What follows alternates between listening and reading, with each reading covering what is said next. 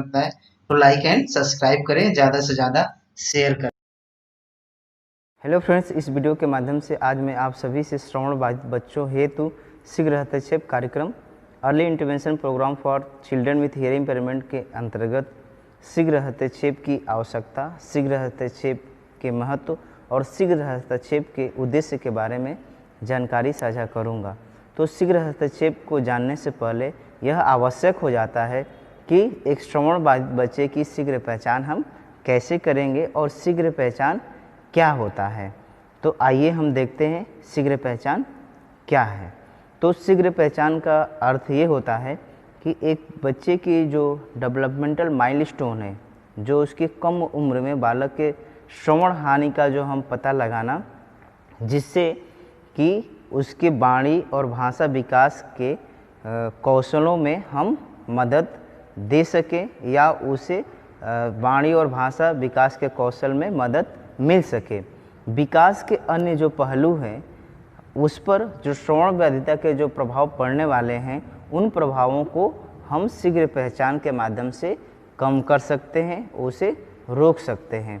उदाहरण के तौर पे अगर मैं बात करूं कि शीघ्र पहचान किस तरीके से हम कर सकते हैं एक बच्चे को, तो हम जैसा कि जानते हैं कि हर बच्चे की आप कहें डेवलपमेंटल एक माइलस्टोन होता है विकास के अलग अलग पक्षों में। अगर हम भाषा की बात करें तो भाषा में भी वो डेवलपमेंट के अलग अलग स्टेज में बताया गया है कि जैसे कि बैबलिंग है, इकुलेलिया है, जार्गन है, फिर इसके बाद फर्स्ट वर्ड है, उसके अलावा आपका बर्थ क्राई है, वोकलाइजेशन है। तो ये क्या है, हर उम्र के अनुसार ये आपका पैरामीटर्स बनाया गया है। जैसे कि 0 to 1 मंथ में बालक क्या होता है, वो बर्थ क्राई करता है, वो अपनी आवश्यकताओं को रोकर व्यक्त करता है। उसके बाद वोकलाइजेशन हो जाता है। उस तरह से आपका बैबलिंग, लैलिंग, जार्गन।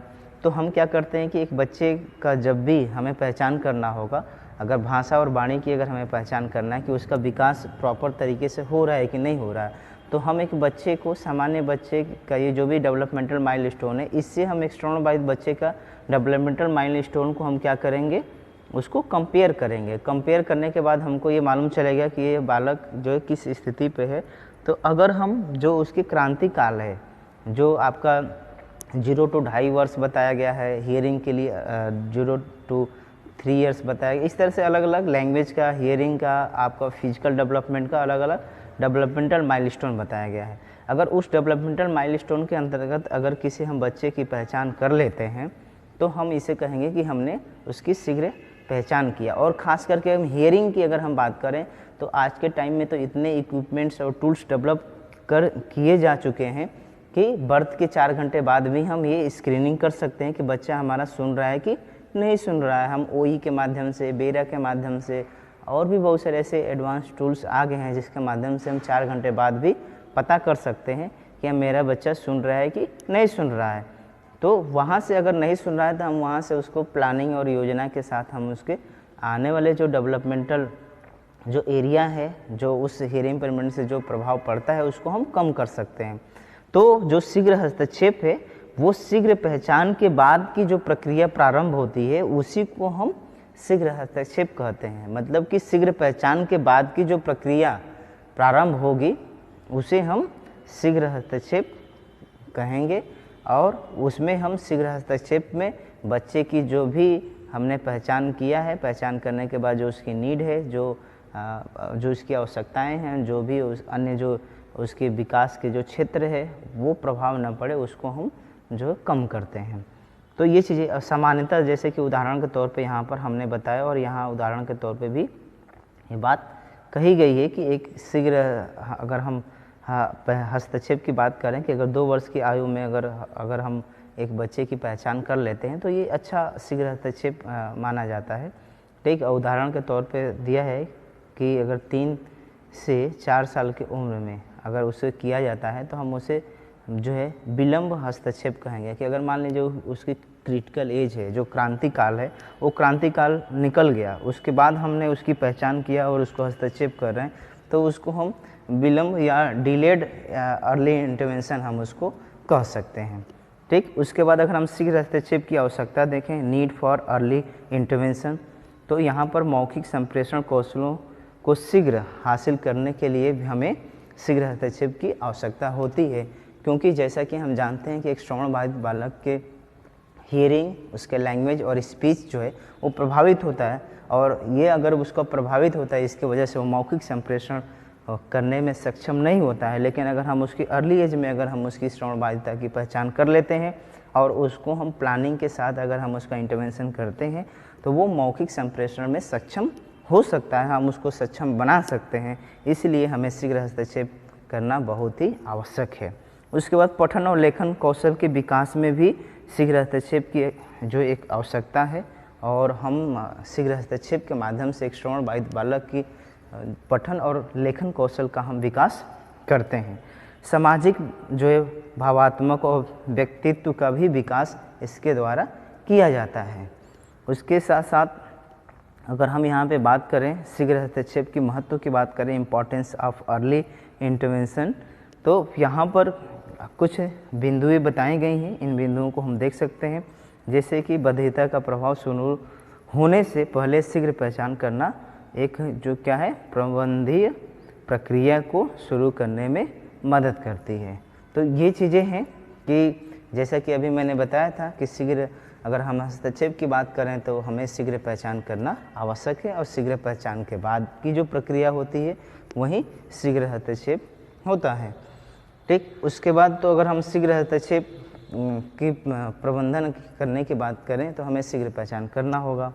शीघ्र पहचान और शीघ्र उपचार भाषा विकास के निर्णायक अवधि को प्रभावपूर्ण तरीके से इस्तेमाल करने में मदद करता है। जो हम अभी क्रांतिकाल की बात कर रहे थे, हम क्रिटिकल एज की हम बात कर रहे थे, तो जो भी एक क्रांतिकाल जो एक बालक का है, जो क्रिटिकल एज है, वो सीखने के लिए किसी भी चीज़ को लर्निंग करने के लिए या एक्विजिशन करने के लिए बहुत ही महत्वपूर्ण होता है।